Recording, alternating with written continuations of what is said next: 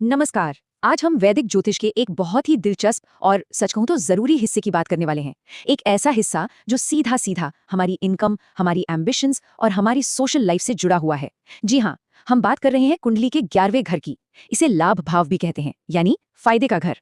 पर यह सिर्फ एक ज्योतिष का शब्द नहीं है, ये तो हमारे फाइनेंशियल फ्यूचर और हमारे सपनों के पूरे होने का एक पूरा ब्लूप्रिंट है। तो चलिए आज इसी ब्लूप्रिंट को पढ़ना सीखते हैं। कभी सोचा है कि कुछ लोगों की इनकम तो एकदम स्टेडी बढ़ती रहती है और दूसरों की हमेशा ऊपर नीचे होती रहती है, एक रोलर कोस्टर की तरह। कुछ लोग बड़े आराम से मल्टीपल सोर्सेज से मतलब कई जगहों से पैसा कमा लेते हैं, जबकि कई लोग सिर्फ अपनी नौकरी पर ही डिपेंड रहते हैं। तो इस फाइनेंशियल पजल के पीछे आखिर वजह क्या है? ये एक ऐसा सवाल है जो हम सबको कभी ना कभी परेशान जरूर करता है। इसका जवाब ना हमारी जन्म कुंडली में ही छिपा है, और स्पेसिफिकली 11वें घर में। ये हमारी कुंडली का वो हिस्सा है जो हमारी इनकम, हमारे फायदे और हमारी इच्छाओं के पूरे होने की कहानी बताता है। आज हम इसी 11वें घर की गहराइयों में उतरेंगे और समझेंगे कि ये हमारी जिंदगी पर कैसे असर डालता है। तो चलिए शुरू करते हैं। सबसे पहले ये समझना जरूरी है कि ज्योतिष में ये लाभ का घर असल में है क्या, और इसकी हमारी जिंदगी में इतनी इंपॉर्टेंट भूमिका क्यों है। संस्कृत में 11वां घर को कहते हैं लाभ भाव, यानी हाउस ऑफ गेन्स। पर यहाँ लाभ का मतलब सिर्फ पैसा नहीं है, बिल्कुल नहीं। इसमें इनकम आती है, हर तरह का प्रॉफिट, हमारे सोशल और प्रोफेशनल नेटवर्क्स, और सबसे जरूरी हमारी जो गहरी इच्छाएं और एम्बिशंस हैं, उनका पूरा होना भी इसी से देखा जाता है। ये वो जगह है जहाँ पैसा और सोशल कनेक्शंस दोनों आकर मिलते हैं। इसे और आसानी से समझने के लिए ना 10वें और 11वें घर का कनेक्शन देखते हैं। 10वां घर होता है हमारे करियर का, हमारे काम का, हमारे कर्म का, और 11वां घर है उस काम से होने वाली इनकम, मतलब उन कर्मों का फल। कह सकते हैं कि 10वें घर में बीज बोया जाता है और 11वें घर में उसकी फसल काटी जाती है। मेहनत होती है 10वें घर में, पर उसका रिवॉर्ड मिलता है 11वें घर में। अब जब बेसिक समझ आ गया है तो चलिए सबसे एक्साइटिंग पार्ट पे चलते हैं, इनकम और इच्छाएं। एक मजबूत 11वां घर किसी की फाइनेंशियल कंडीशन और सपनों को कैसे पूरी तरह से बदल सकता है, जानते हैं? देखिए, एक मजबूत और एक कमजोर 11वें घर के जो नतीजे होते हैं ना, वो बिल्कुल ऑपोजिट होते हैं। अगर 11वां घर मजबूत है तो मल्टीपल इनकम सोर्सेज बनते हैं, फाइनेंशियल ग्रोथ भी लगातार होती रहती है और सपने भी पूरे होते हैं। और इसके उलट अगर 11वां घर कमजोर है तो फाइनेंशियल इंस्टेबिलिटी रहती है, पैसा आता तो है पर टिकता नहीं, और अपने गोल्स तक पहुंचने में बार बार रुकावटें और फ्रस्ट्रेशन का सामना करना पड़ता है। लेकिन रुकिए, 11वां घर सिर्फ पैसों की बात नहीं करता। ये एक और बहुत ही पावरफुल चीज को कंट्रोल करता है, हमारा नेटवर्क। और यहाँ सिर्फ दोस्तों की बात नहीं हो रही है, बात हो रही है उन सोशल और प्रोफेशनल कनेक्शंस की जिनमें किसी की जिंदगी की दिशा बदलने की ताकत होती है। एक बहुत फेमस कहावत है ना, your network is your net worth. मतलब आपका नेटवर्क ही आपकी असली दौलत है। जानते हैं, 11वां घर इसी कहावत का ज्योतिषीय सबूत है। ये तय करता है कि हमारे दोस्त, हमारे कोवर्कर्स और हमारा सोशल सर्कल कैसा होगा। अगर 11वां घर मजबूत है तो प्रभावशाली लोगों से कनेक्शन बनता है और मौकों के दरवाजे खुलते हैं। वहीं अगर ये कमजोर है तो इंसान अकेला महसूस कर सकता है और उसकी ग्रोथ में भी रुकावटें आ सकती हैं।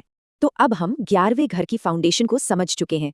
तो अब देखते हैं कि जब अलग अलग ग्रह इस घर में आकर बैठते हैं तो क्या होता है। हर ग्रह इस घर के कैनवस पर एक अलग रंग भरता है, जो हमारी फाइनेंशियल और सोशल लाइफ को एक यूनिक फ्लेवर देता है। तो चलिए एक एक करके देखते हैं। मान लीजिए अगर सन यानी सूर्य 11वें घर में है तो सरकार से, अथॉरिटी से या ऊंचे पद पर बैठे लोगों से फायदा मिल सकता है। चंद्रमा ये इनकम में उतार चढ़ाव लाता है, जैसे चांद का साइज घटता बढ़ता है वैसे ही आमदनी भी अनस्टेबल रह सकती है। फिर है मार्स यानी मंगल, ये एक्टिवली इनकम कमाने के लिए पुश करता है और एक से ज्यादा सोर्सेस से फायदा कमाने की एनर्जी देता है। मर्क्यूरी यानी बुध, ये बिजनेस, कम्युनिकेशन और इंटेलिजेंस से फायदा दिलाता है। अब बात करें जुपिटर की यानी बृहस्पति की। इसे तो लाभ के लिए सबसे अच्छा ग्रह माना जाता है। ये फाइनेंशियल एक्सपेंशन और प्रोस्पेरिटी लाता है। वीनस यानी शुक्र, लग्जरी, कंफर्ट और आर्ट से जुड़ी चीजों से इनकम का इशारा करता है, मतलब एक आरामदायक लाइफस्टाइल। सैटर्न यानी शनि, धीमी पर एकदम स्टेडी और स्टेबल इनकम का सिंबल है, मतलब सब्र का फल मीठा होता है। राहु, ये अचानक से अनएक्सपेक्टेड बड़े बड़े लाभ दे सकता है, जैसे लॉटरी लग गई या स्टॉक मार्केट से अचानक बहुत पैसा आ गया।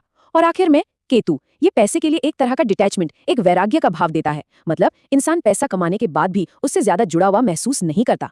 तो अब जब 11वें घर और उस पर ग्रहों के असर के बारे में इतनी जानकारी मिल गई है तो सवाल ये उठता है कि कोई अपनी कुंडली में इसे देखे कैसे।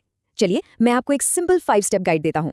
अपने फाइनेंशियल पोटेंशियल को समझने के लिए इस 5 पॉइंट चेकलिस्ट को फॉलो करें। स्टेप 1, देखिए कि 11वें घर में कौन सी ज़ोडिएक साइन है, क्योंकि ये लाभ कमाने के तरीके पर असर डालती है। स्टेप 2, 11वें घर का जो लॉर्ड है, मतलब स्वामी ग्रह, उसकी पोजीशन और स्ट्रेंथ देखिए। ये फायदे की कैपेसिटी का एक मेन इंडिकेटर है। स्टेप 3, ध्यान दें कि 11वें घर में कौन कौन से ग्रह बैठे हैं जिनका असर हमने अभी अभी डिस्कस किया। स्टेप 4, अपने 10th घर यानी करियर के घर और 11वें घर के बीच का कनेक्शन एनालाइज करें। ये काम और इनकम के रिश्ते को बताता है। और स्टेप 5, अपनी करंट दशा यानी प्लैनेटरी पीरियड को देखें, क्योंकि यही वो टाइम होता है जो तय करता है कि 11वें घर के वादे कब पूरे होंगे। तो आखिर में एक बात याद रखना बहुत जरूरी है कि इनकम सिर्फ कड़ी मेहनत का नतीजा नहीं होती। ये एक इक्वेशन है, सही नेटवर्क प्लस सही टाइमिंग। जब ये दोनों मिलते हैं तब फाइनेंशियल सक्सेस मिलती है। मेहनत तो इंपॉर्टेंट है, लेकिन इन 2 फैक्टर्स के बिना वो अधूरी रह सकती है, और 11वां घर हमें इन दोनों को समझने में मदद करता है।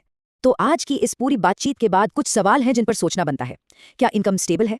क्या इनकम का सिर्फ एक सोर्स है या कई हैं? क्या सपने और इच्छाएं पूरी हो रही हैं? कुंडली का 11वां घर इन सवालों के जवाब दे सकता है। इसे समझें और अपने फाइनेंशियल फ्यूचर की चाबी हासिल कीजिए। जुड़ने के लिए धन्यवाद।